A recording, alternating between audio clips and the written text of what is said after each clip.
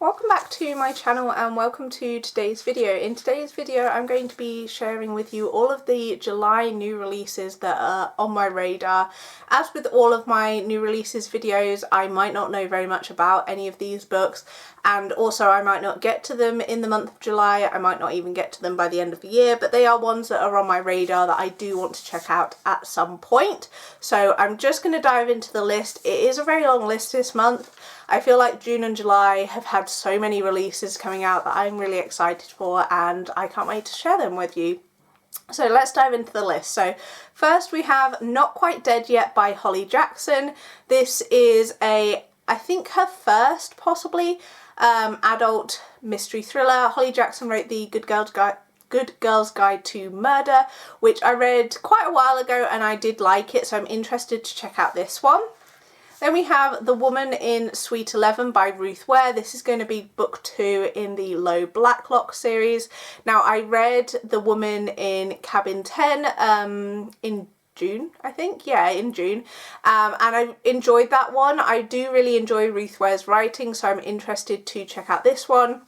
Obviously this is going to be following the same character, or the same main character as The Woman in Cabin 10, so I'm interested to see what she does with this. I find it quite interesting that she's doing a sequel as well, following the same character, because usually up until now all of her books have been standalone, so I'm definitely interested to see what she does with this one and how she makes it different from The Woman in Cabin 10, because I think it's going to be a similar sort of setting, so interested to see what she does with that one. Then we have She Didn't See It Coming by Shari Lapena. Shari Lapena is one of my favourite mystery thriller authors, and this is her most recent release. I am up to date with all of her books. I've read all of her backlist, so I just kind of read her new book as and when it comes. I don't know anything about this one, and we've got quite a lot of mystery thrillers coming out this over the next couple of months that are from authors that I read from all the time, and I deliberately go into those knowing as little as possible, so I'm definitely looking forward to checking out that one. Then we have These Summer Storms by Sarah MacLean, and this is going to be Sarah MacLean's first contemporary, I think it's just contemporary fiction.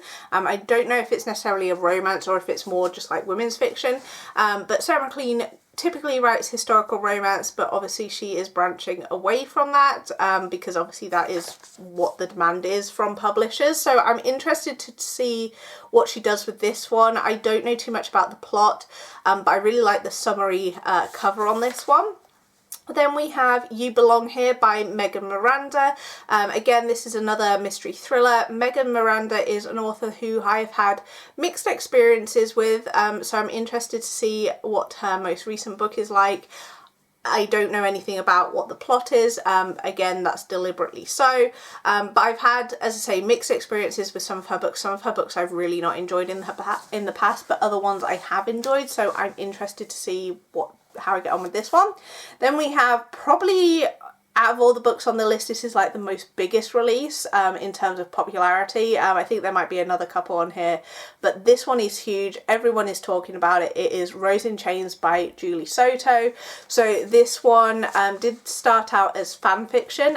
It was fan fiction, Harry Potter fan fiction, and I think it was called The Auction, and so she has readapted it, and taking out obviously all of the Harry Potter references, and to kind of make it its own story, so it's not fan fiction anymore. And I am hesitant going into this one. I've heard really mixed reviews, so I'm interested to see what I make of it. I do own a copy. It has already arrived. I can't wait to get into that one. Then we have Under the Stars by Beatrix Williams. This is historical fiction. I'm not even sure what time period it's set in, but she is an author that I've read from in the past, and I'm excited to check out her next book. Then we have A Theory of Dreaming by Ava Reid. This, I think, is a sequel to A Study in Drowning by this author, which I haven't yet read, but I love the cover for this one. And I read one of Ava Reid's books earlier in the year, A Fable for the End of the World, and I enjoyed that one, so I definitely want to check out some of her other books. Then we have Tusk Love by Thea Guanson.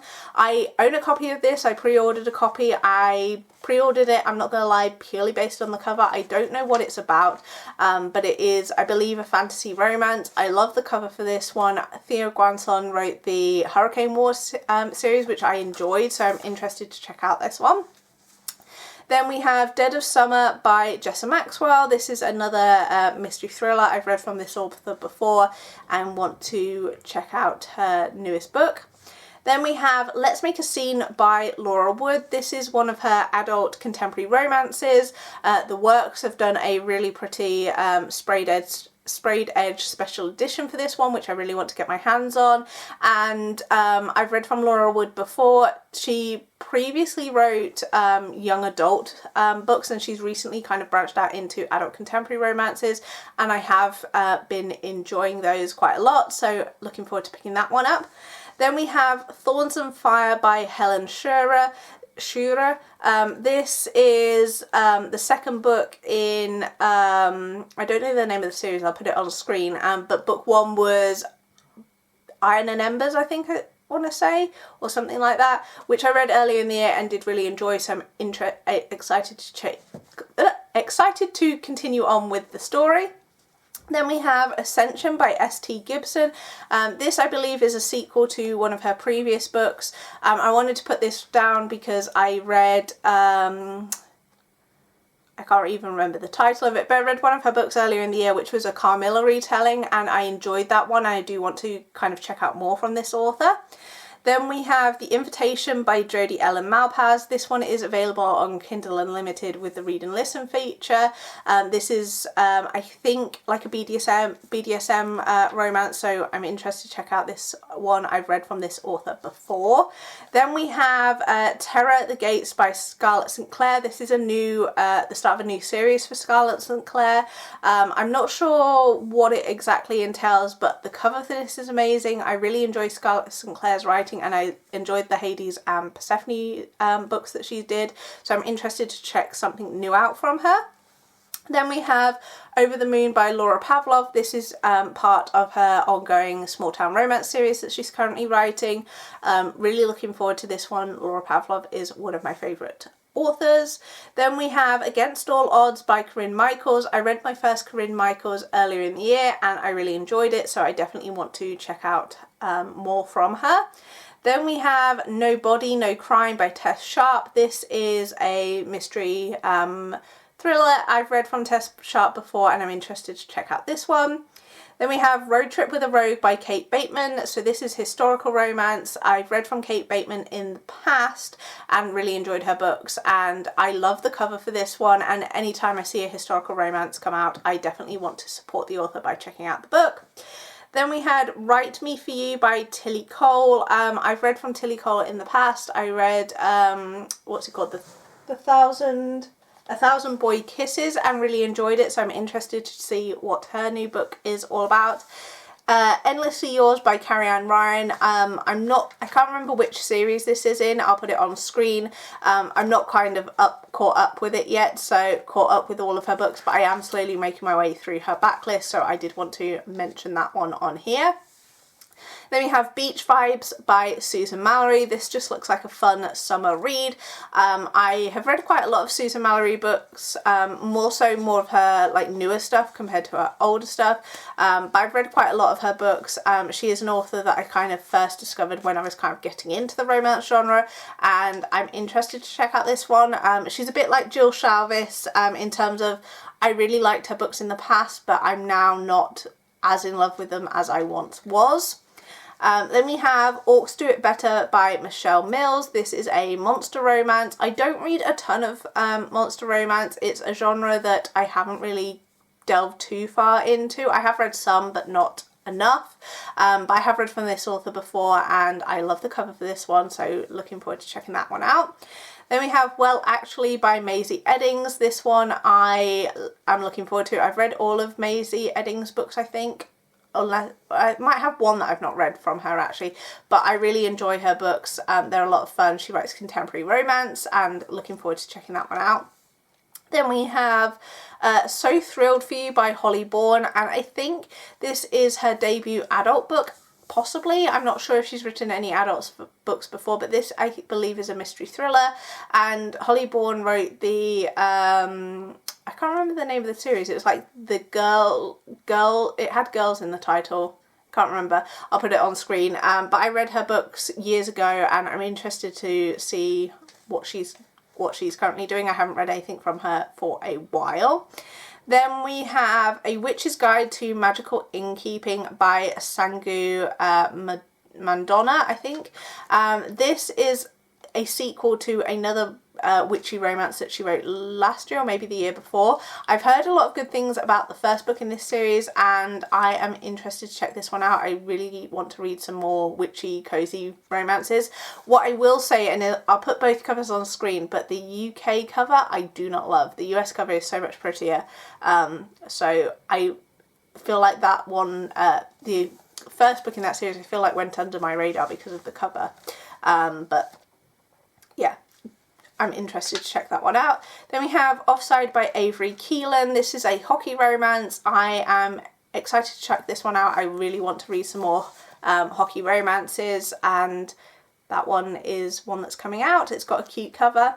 Then we have, this is again another big release. This is The Irresistible Urge to Fall for Your Enemy by Bridget Knightley.